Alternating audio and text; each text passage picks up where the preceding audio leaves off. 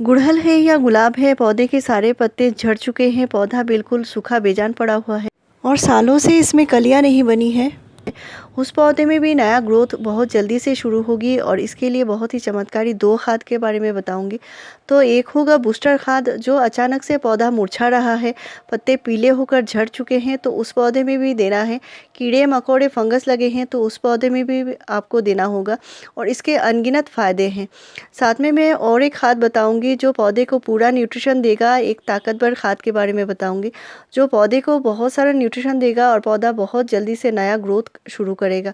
तो दोनों ही खाद ज़रूरी हैं और इनका इस्तेमाल अभी आपको ज़रूर करने होंगे, क्योंकि पौधे को ग्रोथ के लिए तो न्यूट्रिशन चाहिए ही और इसी के लिए एक खाद है।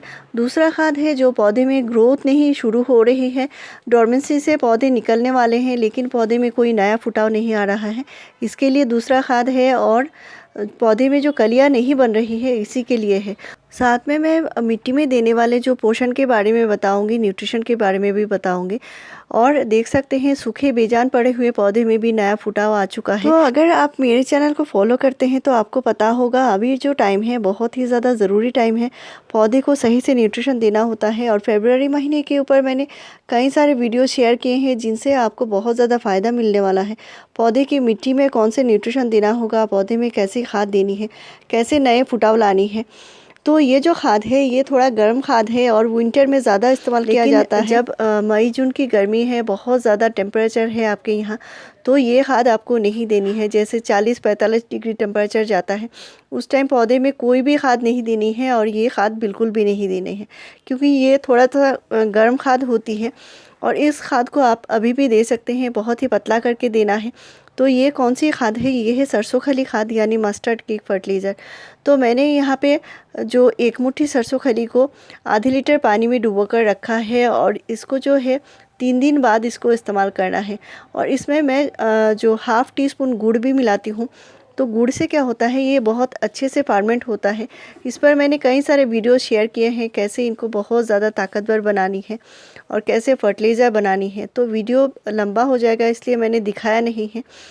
तो ये जो सरसों खली फर्टिलाइज़र है इसको 3 दिन बाद ही आपको इस्तेमाल करना होता है, अच्छे से फर्मेंट होने के बाद।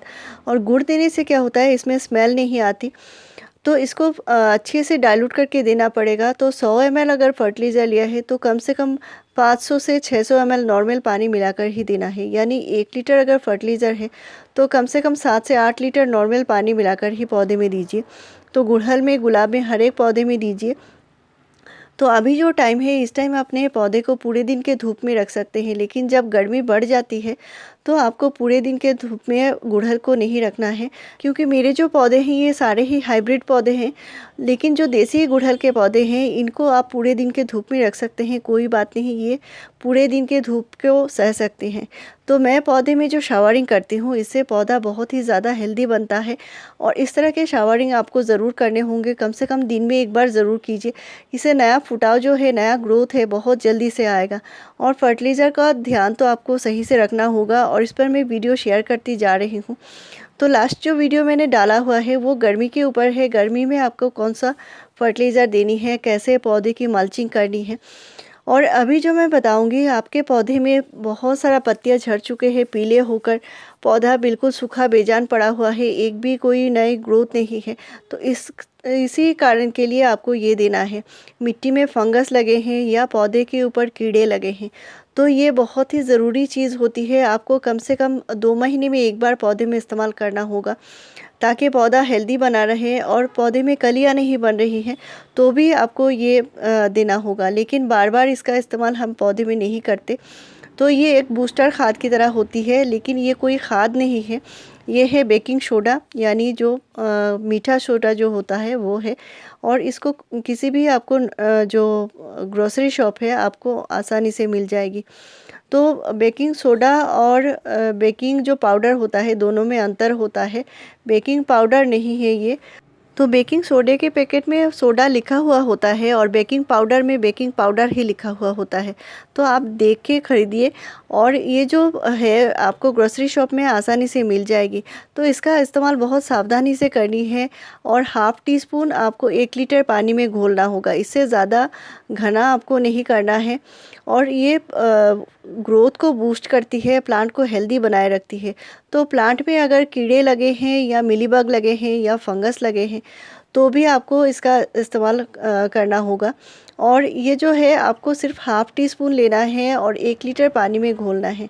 तो मैंने यहाँ पे पानी कम करके लिया है, बाद में अच्छे से डाइल्यूट करके ही पौधे में देना होगा। तो इतना सा ही इस्तेमाल करना है। तो इसके अनगिनत फ़ायदे हैं और मैंने बताया है। और ये जो बेकिंग सोडा है, आप बहुत ज़्यादा गर्मी है तो आपको मिट्टी में नहीं करना है, लेकिन पौधे के ऊपर कर सकते हैं, वो भी शाम के टाइम करना है। तो पौधे में अगर कीड़े लगे हैं, मिलीबग लगे हैं, चींटियाँ लगे हैं तो 1 लीटर पानी में आपको हाफ़ टी स्पून घोल के पूरे प्लांट के ऊपर स्प्रे करनी है। इससे कीड़े मकोड़े फंगस चले जाएंगे। और मिट्टी में भी दे सकते हैं, तो मिट्टी में 100 ml से ज़्यादा एक साथ नहीं देना है और इस तरह स्प्रेयर में भरकर कीजिए, लेकिन शाम के टाइम ही करना है। गर्मी के टाइम है, मिट्टी में डालते टाइम भी आपको मिट्टी जो है हल्की मॉइस्ट रहे तभी आपको देना है। बहुत ज़्यादा ड्राई मिट्टी है तो नहीं देना है।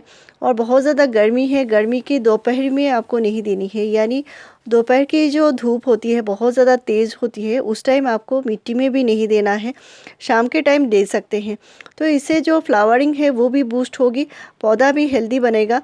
पौधे के जो पत्ते हैं नीचे की तरफ झुक रहे हैं या अचानक से पौधे में बहुत सारे एक साथ पत्ते पीले हो चुके हैं, तो उस पौधे में आपको ज़रूर डालना होगा। और मेरे चैनल में फ्रेंड्स आपको ऐसे ही बढ़िया जानकारी मिलती रहेगी। मेरे चैनल को ज़रूर सब्सक्राइब कीजिए, लाइक शेयर और कमेंट कीजिए। वीडियो पूरा देखने के लिए थैंक यू।